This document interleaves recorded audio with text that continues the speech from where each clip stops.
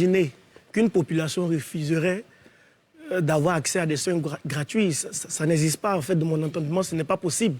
Mais le débat se situe où? Dans le mécanisme, dans l'exécution du programme. Il n'y a pas de... C'est-à-dire qu'on ne peut pas demander à des populations de souscrire à un programme alors que ceux-mêmes qui ont fait l'expérience avec des preuves disent que ça ne sert à rien. Et c'est tellement vrai et juste qu'on n'arrive pas véritablement à expliquer aux populations, mais le fonctionnement de la couverture maladie universelle, moi je vais essayer d'expliquer un peu comment ça fonctionne. Allez-y. C'est tout simple. Il y a deux régimes. Il y a le régime de base, c'est-à-dire dont la cible, ce sont les salariés, les fonctionnaires, qui, eux, sont prélevés à la base à hauteur de 1 000 francs. Et il y a le régime des indigents qui, eux, bénéficieraient gratuitement. Et le montant qui est mobilisé est reversé au niveau de la Caisse nationale de l'assurance maladie. OK, jusqu'à là, tout va bien.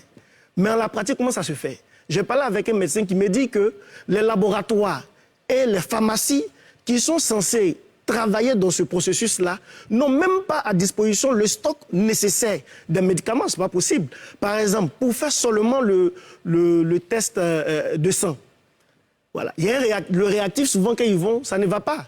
Et le programme a été lancé dans la phase pilote en 2014, si j'ai la bonne mémoire, à l'université d'Angui à Bourgois, avec le premier ministre Père Assonam Gon Coulibaly.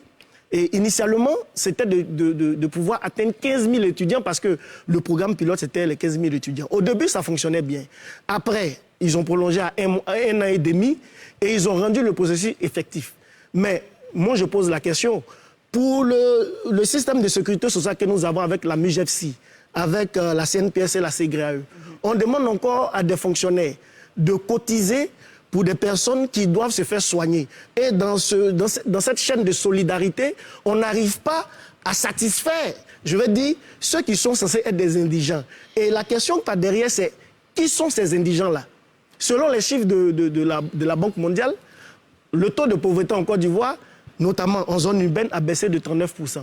Mais en zone rurale, ça a augmenté de plus 2,5%. Donc les indigents se trouvent là-bas. Comment expliquer à ce vieux-là? Oui, il faut forcément t'inscrire pour pouvoir bénéficier d'un soin. En fait, c'est ça le problème. Voilà. OK, on note bien. Michel